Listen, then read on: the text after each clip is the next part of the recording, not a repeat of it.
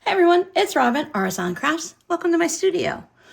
Welcome to all of our returning viewers and a huge welcome to anyone that is new to the channel. I had planned on posting the Welcome to 2026, this is what my channel is about video today on Wednesday, but all of a sudden one of my shorts really blew up. Now I only have like 3 of them on my YouTube channel here. Part of my 2026 plan is to have more shorts videos here and reels on Instagram. For those of you guys who have been here for a while, you'll remember the Santa totes and the Santa zipper pouches that I had in the shop.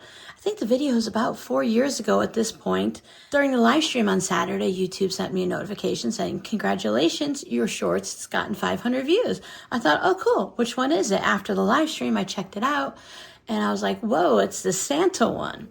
I love those Santa bags and the elf bags and the snowman bags. They're really fun to make, and I think they would just be fun to use during the holiday season and really throughout the year. I'm recording this Tuesday morning, and now that shorts video has 25,000 views. That's a bit crazy, especially since we're just past the Christmas season, but it's been really fun to watch the numbers go up. I will be making more Santa totes this year. I didn't make them last year, but I had planned on making new ones this year and maybe making some snowman totes and the elf totes and just finding different ideas to use throughout the year for different seasons, holidays, or just for fun. But since I posted my welcome to my channel video, here's what I'm about a little bit early, here we are on Wednesday and I needed a new video. And I thought it might be a good time to update our community map. Now this is one of the ones that Missouri Star sent me. It's an embroidery map. As you travel throughout the summer, you would go ahead and just embroider whatever state you traveled to. But I decided to use mine as a community map to show where everybody's from. I do have some states that are still open, so if anyone would like to claim a state, I'd love to put a little applique down on there. Once it's filled in, I'm going to turn it into a wall hanging. I'll do a little quilting on it, stitch all of the pieces down. I did think ahead and I made all of the pieces ahead of time. So whenever you guys let me know the state, I can add it on.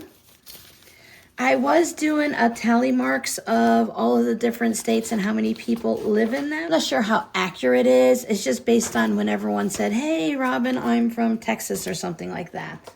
So what we're looking for still is Hawaii and Alaska, Montana and South Dakota. Mississippi's all alone down there. New Jersey, Connecticut, and Vermont. Now this map is not 100% like accurate. It's just the way that it was printed, and I made applique pieces the best I could out of what areas I could see. Hawaii does have some smaller islands, so that can be a little bit more difficult. There are some smaller islands in different places, and they're not all 100% accurate. I gave it just the basic shape, so you have little islands off of California also. So I'm just putting down the basic shape, so bear with me if it's not 100% accurate. But if anyone wants to let me know that they live in these states and claim these states, or if you're like me, I claim Florida. We've been in Arizona for a couple years, but I'm still claiming Florida since I lived there for over 40 years. So if you want to claim it like that, that's okay. There's no hard and fast rules here. I was thinking when the map is done, it is on a canvas and it did stretch a little. I used this tacky stuff to put on the back. It's supposed to hang up posters and stuff. This is what I use to hang up my mini quilts. I'll have to double check to make sure I have it in my Amazon storefront, which is linked down below in the description box. So I use this stuff. It's called Gorilla Mounting Putty, and you can see what it looks like. I ordered a pack of like 3 on Amazon. Now for something lightweight like this, I just put 1 in each corner. For my quilts, if it needs to be, I would put some up there, here, there, and there, just to keep it nice and even so it doesn't sag or stretch or anything like that. I have been using this now for probably the whole time we've been here in Arizona, so about 2 years, just shy of that. And I have taken mini quilts on and off the wall, and it still sticks. After a while, it does get a little dusty and stuff, and you might need to put a new piece on. But I've had my mini quilts on the mini quilt wall for that whole 2 years. I have them on my door. It sticks pretty well on the door. And then I also have it on the wall. Of course, you want to test it maybe in the corner of a closet to make sure it's not going to pull your paint off or anything like that. I had originally started using blue putty like that I found at Walmart, but that does leave a blue stain on the wall. So I have switched over to this, and it's that grayish creamy color, and that just doesn't seem to leave any residue on the wall. And for me with gray walls, if it does, it's not actually noticeable. It seems to work really well compared to thumbtacks or little push pins.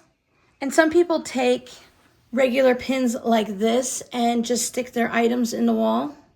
We're in a rental house, and I think there's at least 17 layers of paint on the walls. It's a little bit difficult to push a pin all the way through that. My plans for this, as I mentioned, is to turn this into a quilt. I'll probably use fusible fleece versus batting, and then some type of a backing fabric. Maybe if I find something along the lines of a United States fabric or something like that. These are all adhered with heat and bond.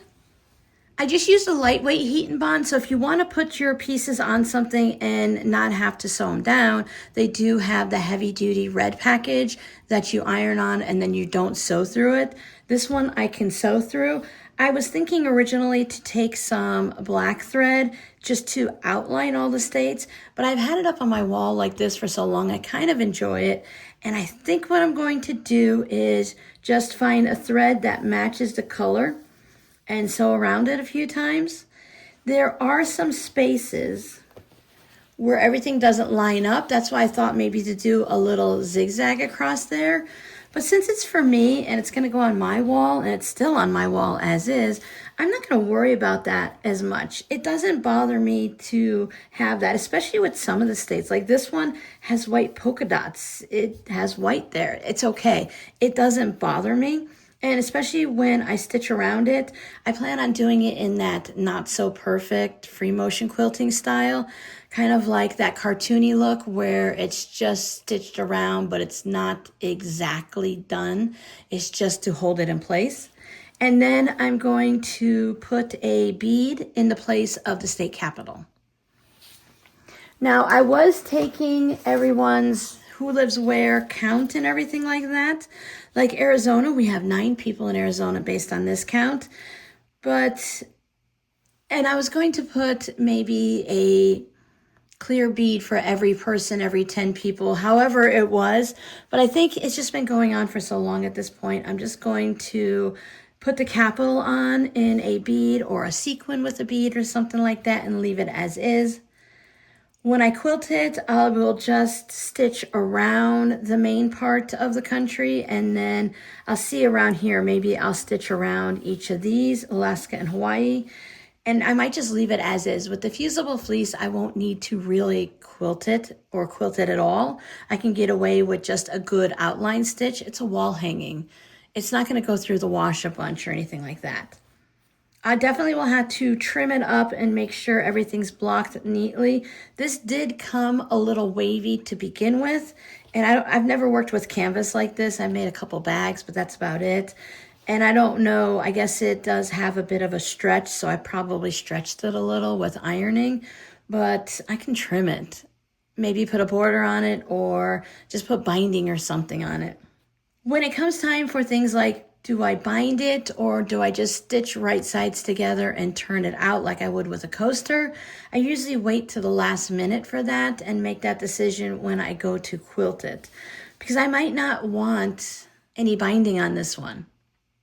I like it as is with no definitive frame around it. So that's a decision I'll have to make when the time comes. But thank you guys for hanging out with me. I'll give you a little peek of what I'm working on this month, just so you have something quilty and fabricy and crafty here. I am working on zipper pouches based off of the Valentine's fabric, kind of like a collection. Mostly what I'm doing is taking the layer cake and just making a whole bunch of things with it and seeing how much of it I can use in one shot before it's done. So I have 2 of these zipper pouches.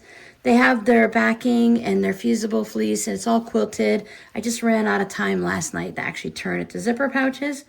Now, these are larger pieces, so I couldn't use just one piece from the layer cake like I did here because it's more than 10 inches. So I have these two patchworks also. And these were just pieces left over when I made the coasters first, and I cut out the 3.5 and 3.5, 3.5 and 3.5. So I had 7 inches. So I had a bunch here and a bunch there. I went ahead and I just took these. So these are either 3 or 3.5 inches. I think they're 3 inches this way and 3.5 that way.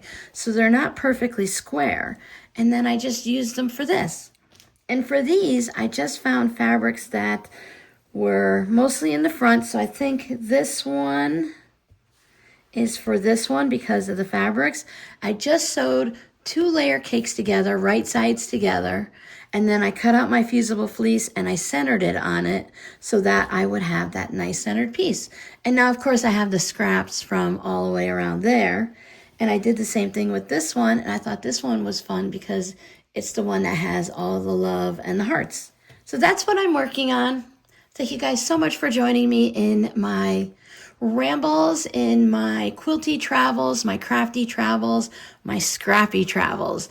This year, I'm going to do the best I can to use up what I have before just getting gobsmacked. Is that a good word for it? When I see something new, I'm going to allow myself to buy the new exciting fabric, but I'm going to make sure that I'm also using what I have on hand already.